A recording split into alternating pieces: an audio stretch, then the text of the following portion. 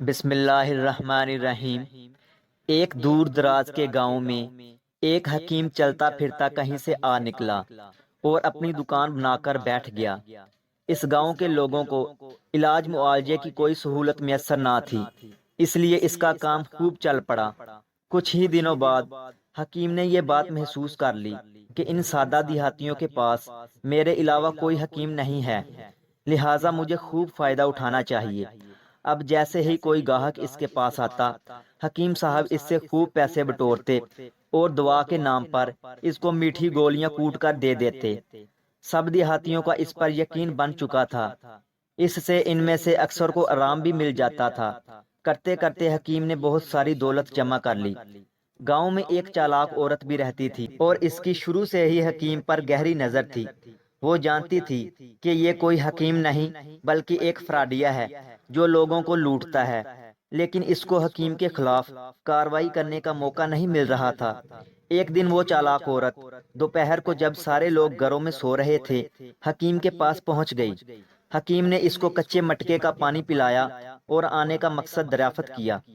اس عورت نے چور نظروں سے ادھر ادھر دیکھا اور حکیم کے کان کے پاس منہ کر کے بولی، مجھے مردانہ کمزوری ہو گئی ہے، کوئی اچھی سی دوا دو۔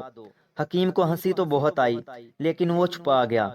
پہلے تو حکیم نے سوچا کہ اس عورت کو بتا دے کہ مردانہ کمزوری مردوں کو ہوتی ہے، عورتوں کو نہیں، لیکن پھر وہ پیسے بٹورنے کے چکر میں آ گیا اور کہا کہ آپ فکر نہ کریں، دوا ہے تو مہنگی لیکن آپ کو ایک ہفتے میں فرق پڑ جائے گا۔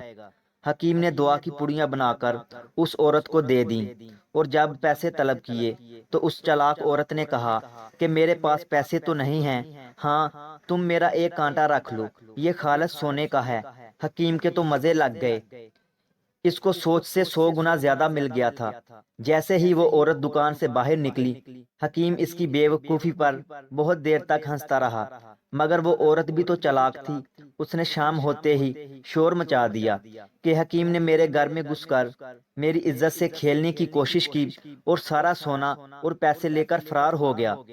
گاؤں کے لوگ بہت حیران ہوئے اور اس عورت کو ساتھ لے کر حکیم کی دکان پر جا پہنچے۔ لوگوں نے حکیم کے سامنے عورت کے لگائے ہوئے الزامات دہرائے تو حکیم بیچارہ پریشان ہو گیا اور کہنے لگا کہ نہ تو میں اس کے گھر گھسا ہوں اور نہ ہی اس کی عزت پر حملہ کیا ہے، لیکن وہ عورت ضد کر رہی تھی کہ حکیم نے ایسا ہی کیا ہے، اس کی دکان کی تلاشی لی جائے۔